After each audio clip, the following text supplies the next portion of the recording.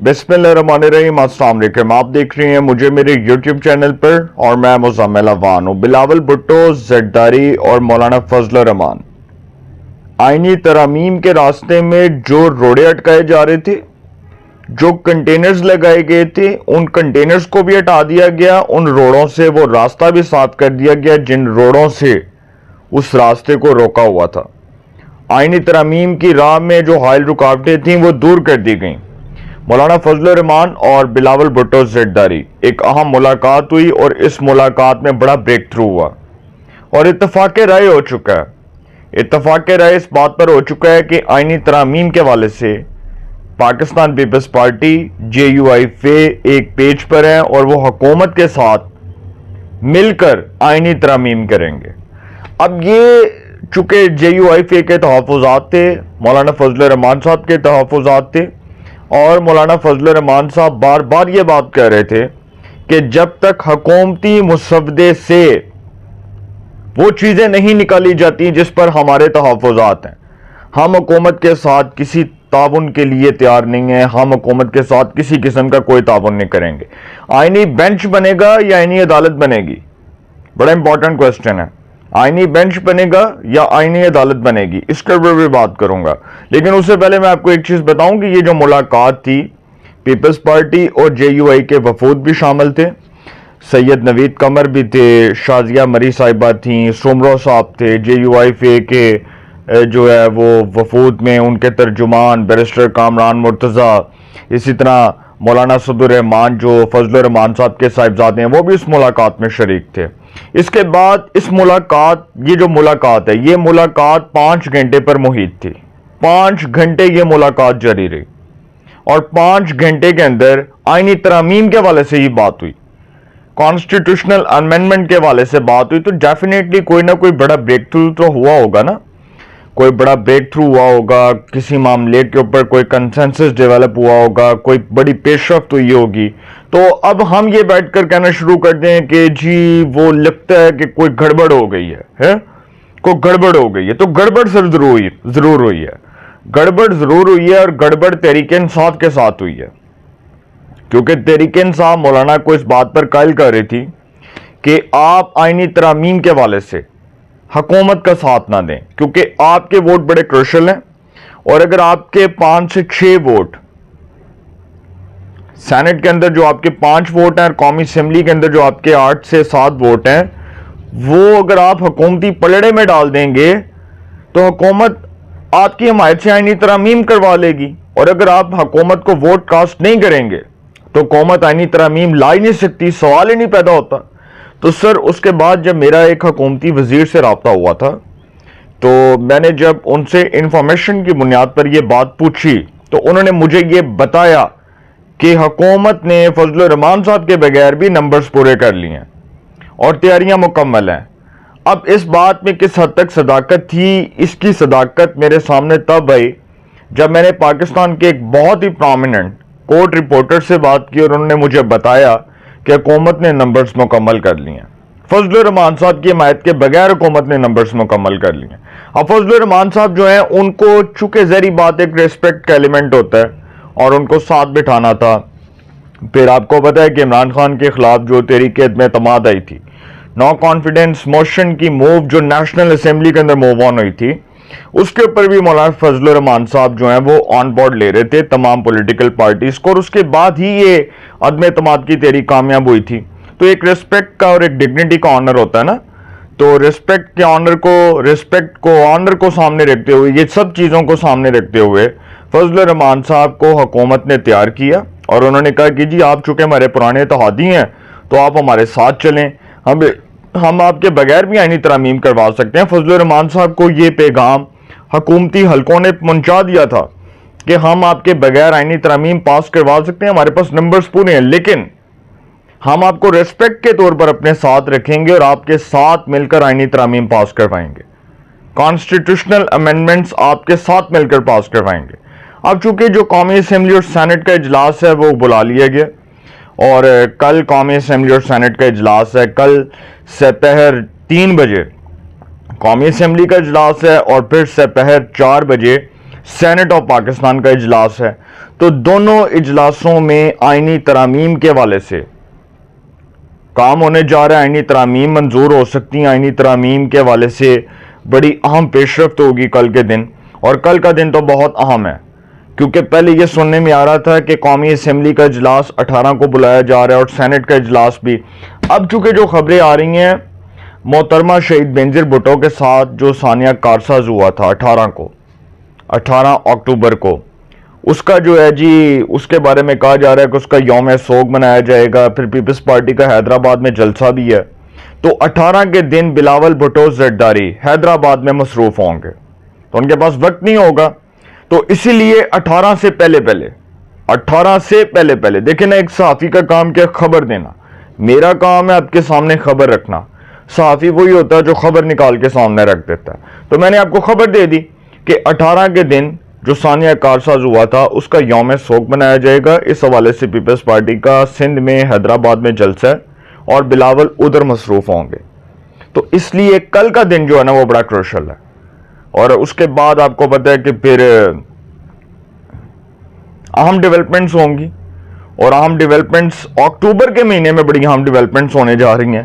اور 21 کو تحریک انصاف کا کیس بھی لگا ہے، اور وہ جو بلے کا نشان ہے، پھر اس کے بعد انٹرا پارٹی الیکشنز، اس کے اوپر بھی 3 رکنی بینچ بنا ہوا ہے.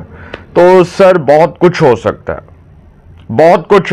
فضل الرحمان صاحب کی جو پریس کانفرنس تھی، مولانا فضل الرحمان صاحب کی اور بلاول کی پریس کانفرنس، اس میں چہرے کی مسکراہٹ بتا رہی تھی کہ معاملات اسی دن طے ہو گئے تھے جس دن آل پارٹیز کانفرنس ہوئی تھی.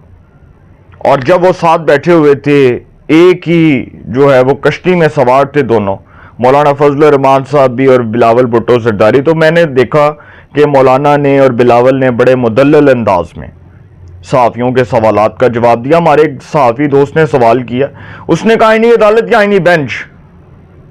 یہ سوال کا میں نے آپ کو جواب دینا تھا، آئینی عدالت یا آئینی بینچ. ابھی تو چونکہ کچھ بھی سامنے نہیں نہ آئے گا، ابھی تو اگر وہ چیزیں سامنے کر دیں گے، پبلکلی سب کے سامنے رکھ دیں گے، تو پھر اس کے بعد جو انہوں نے چیزیں بعد میں لوگوں کے سامنے رکھنی ہیں وہ کیسے رکھ پائیں گے بھائی؟ ابھی تو نواز شریف صاحب سے ملاقات ہونی ہے، اس میں کوئی بہت بڑا بریک تھرو ہونا ہے. معاملات تو ہو گئے ہیں، حل ہو چکے ہیں، اتفاق رائے ہو چکا ہے، لیکن کچھ چیزیں جو ابھی ڈسکس ہونی ہیں، کیونکہ پیپلز پارٹی، مسلم لیگ نواز اور JUI فے، یہ ایک بات تو طے ہو گئی ہے کہ ایک چارٹر آف ڈیموکریسی کے اوپر سائن ہو گئے ہیں، میثاق جمہوریت کے اوپر سائن ہو گئے ہیں. اور یہ طے ہو چکا ہے کہ جس طرح محترمہ شہید بینظیر بھٹو صاحبہ نے اور نواز شریف نے 2007 میں ایک میثاق جمہوریت کیا تھا، ایک چارٹر آف ڈیموکریسی کیا تھا، اسی طرح اس چارٹر آف ڈیموکریسی کو نہ بھولیں. اور اس چارٹر آف ڈیموکریسی کا مطلب یہ ہے کہ اگلی بار بلاول بھٹو زرداری وزیر اعظم پاکستان ہوں گے. یہ بات میں آپ کو بڑے وثوق ذرائع سے یہ بتا رہا ہوں. یہ چارٹر آف ڈیموکریسی کا مطلب یہ ہے کہ اس میثاق جمہوریت کو جب ہم سامنے رکھیں گے تو یہ بات ہمیں کرنے میں کوئی دقت، کوئی دشواری پیش نہیں آئے گی، اور ہمیں یہ کلیئر کٹ نظر آ رہا ہے کہ بلاول اگلے وزیر اعظم پاکستان ہوں گے، اور مولانا فضل الرحمان صاحب بھی آپ کو کسی بڑے عہدے پر نظر آئیں گے. تو فضل الرحمان صاحب حکومت کے ساتھ چلتے ہیں، یہ ان کی مجبوری تھی، ان کو چلنا چاہیے تھا اور ان کو چلنا پڑنا تھا، اور ان کے پاس چونکہ پیچھے کوئی آپشن نہیں تھا. مولانا فضل الرحمان صاحب کی مجبوری بن چکا تھا، کیونکہ تحریک انصاف جو ہے وہ گیو اینڈ ٹیک نہیں کر سکتی، مولانا کے ساتھ نہیں کر سکتی. مولانا کو دینے کے لیے تحریک انصاف کے پاس کچھ نہیں ہے سوائے ایک عہدے کے، وہ ہے لیڈر آف دی اپوزیشن کا عہدہ. وہ ہے لیڈر آف دی اپوزیشن کا عہدہ جس کے اوپر ایک ڈکٹیٹر کا پوتا بیٹھا ہوا ہے، عمر ایوب دی گریٹ. عمر ایوب صاحب اس عہدے کو جو ہے وہ انجوائے کر رہے ہیں. تو مولانا فضل الرحمان صاحب لیڈر آف دی اپوزیشن تو نہیں بن سکتے نا، ان کا یہ کیلیبر نہیں ہے، ان کا یہ جسچر نہیں ہے، ان کی یہ پرسنالٹی نہیں ہے. تو وہ لیڈر آف دی اپوزیشن کا عہدہ کیسے لیں گے بھائی؟ وہ تو لیڈر آف دی اپوزیشن کا عہدہ قبول ہی نہیں کر سکتے. ہاں KPK کے اندر وزارتیں لے سکتے ہیں، وہ لینے کو وہ تیار نہیں. گنڈا بوٹ صاحب ان کو حکومت میں شامل کرنے کو تیار نہیں. تو ادھر سے بھی معاملہ ہو گیا خراب. اب رہی بات مولانا فضل الرحمان صاحب کی حکومت کے ساتھ، تو حکومت کے ساتھ ان کو اپنا فیوچر نظر آ رہا ہے، اور ان کو پتہ ہے کہ اگر وہ حکومت کے بغیر چلتے ہیں تو نقصان ہے، حکومت کے ساتھ چلتے ہیں تو فائدہ ہے. پتہ ہے نا تو مولانا فضل الرحمان صاحب نے پھر بعد میں پریس کانفرنس کی اور اس پریس کانفرنس میں انہوں نے صحافیوں کے سوالات کا جواب دیا. اچھا اب میں آپ کو یہ بتا رہا تھا کہ آئینی عدالت یا آئینی بینچ. دیکھیں میں نے فضل الرحمان صاحب کی جماعت کے بہت سے لوگوں کے بیانات سنے ٹاک شوز کے اندر, اور ایک صاحب جو ہیں ان کے بارے میں تو میں بات نہیں کرنا چاہ رہا, جنہوں نے کہا کٹ پتلی عدالت. واٹس دا نان سینس, مطلب کیا نان سینس ہے, کٹ پتلی عدالت بنے گی, آئینی عدالت بنے گی. وہ شاید مسودہ پڑے بغیر اس طرح کی بانگی مار رہے تھے, مجھے یہ لگا. ان کا فضل الرحمان صاحب کی جماعت سے تعلق ہے, اور نہ تو وہ قومتی کوئی, نہ تو وہ سینیٹر ہیں, نہ وہ ایم این اے ہیں, تو ان کا تعلق ہی کوئی نہیں ہے سودے سے.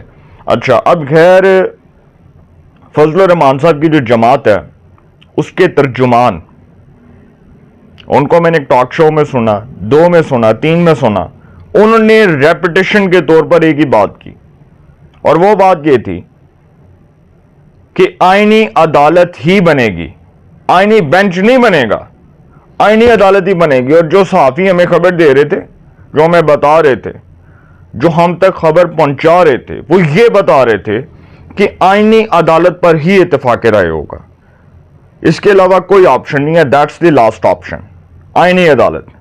اچھا اب چونکہ یہ جو کہا جا رہا ہے کہ ایکسٹینشن کے حوالے سے, ایکسٹینشن کوئی نہیں ہونی, توسیع نہیں ہوگی, وہ ڈائریکٹ جو ہے وہ مدت ملازمت ایکسٹینڈ ہو جائے گی.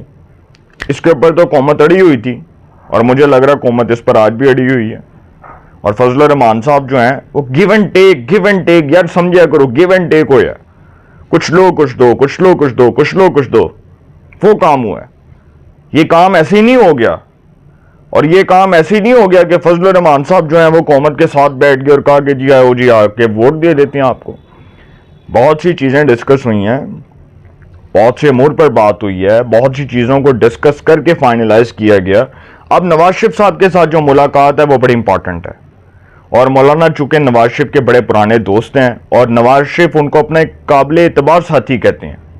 تو میں نے آپ کو پہلے بھی بتایا تھا کہ اس میں 2 سیاستدان اپنا کلیدی کردار ادا کریں گے, اپنا وائٹل رول پلے کریں گے, ایک بلاول بھٹو زرداری اور ایک میاں نواز شریف.